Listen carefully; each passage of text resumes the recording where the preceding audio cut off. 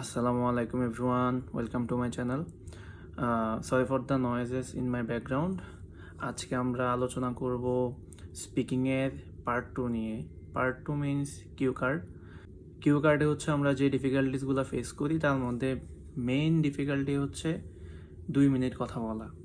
আমাদেরকে একটা টপিক দিয়ে দিবে এবং ওই টপিকের উপর 3 থেকে 4টা ফলো আপ কোশ্চেন দেওয়া থাকবে, যেটা আমরা আমাদের স্পিচের মধ্যে কাভার করতে হয় এই কোশ্চেনগুলোর অ্যান্সার।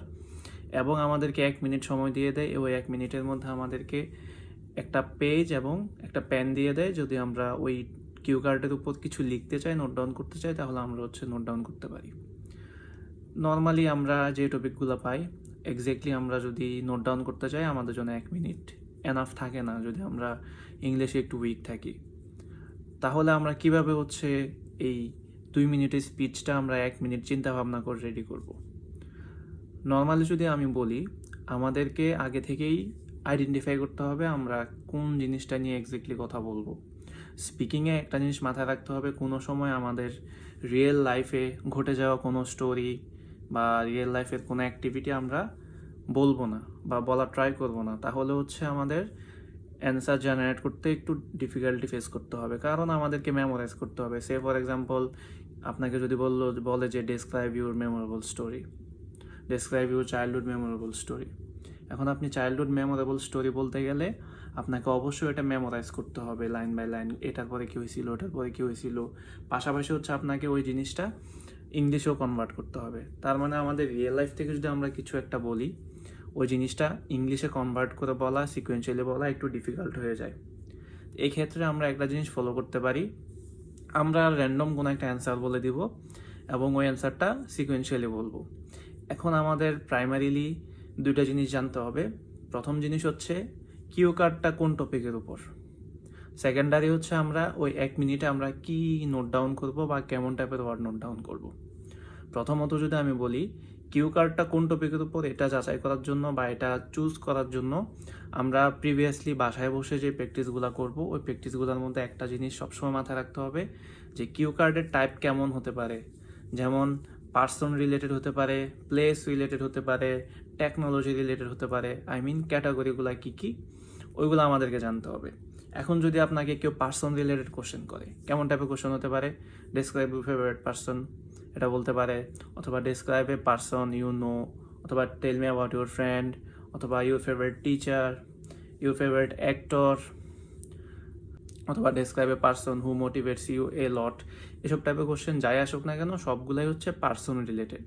দ্যাট মিনস আপনি একটা বা দুইটা, মিনিমাম একটা, ম্যাক্সিমাম 4-5টা, আপনি যাই পারেন না কেন, পার্সন রিলেটেড যখন আপনি প্র্যাকটিস করবেন বাসায়, তখন পার্সন রিলেটেড যেই কোশ্চেনগুলো আসুক না কেন, ওইগুলোর সাথে আপনি আপনার বাসায় যেটা প্র্যাকটিস করছেন ওইটা রিলেট করতে পারবেন। সেকেন্ডলি আমরা এই যে 1 মিনিট টাইম পাচ্ছি, এখানে কি করব? এই 1 মিনিটে আমাদের টাইম আমাদের সিকোয়েন্সগুলো রেডি করার জন্য। যেমন আমাকে যদি বলে যে tell me about a public garden, or what is the most interesting place in your living area, এসব টাইপের কোশ্চেন যদি আপনাকে দেয় এবং বলতে পারে যে describe a garden in your city.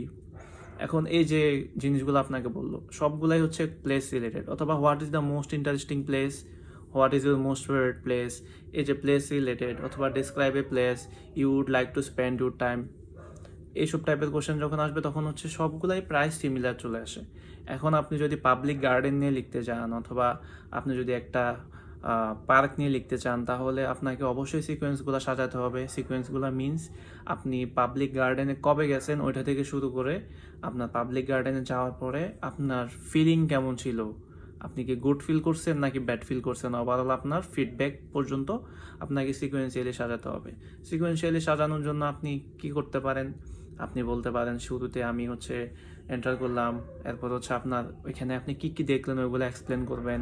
দেন আপনি এক্সপ্লেন করলেন ওইখানে কী কী ফ্যাসিলিটিস পাওয়া যায়।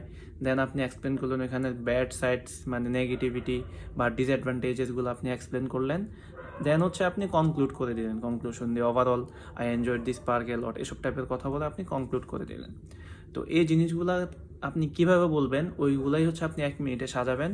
কিছু ইম্পর্টেন্ট কিওয়ার্ডস মার্ক করে রাখবেন, যেগুলো দিয়ে আপনি স্পিচ বলার টাইমে একটা ওয়ার্ড দেখলে যাতে বুঝতে পারেন যে আপনি এখন কেমন টাইপের সেন্টেন্স আপনি এক্সপ্লেন করবেন।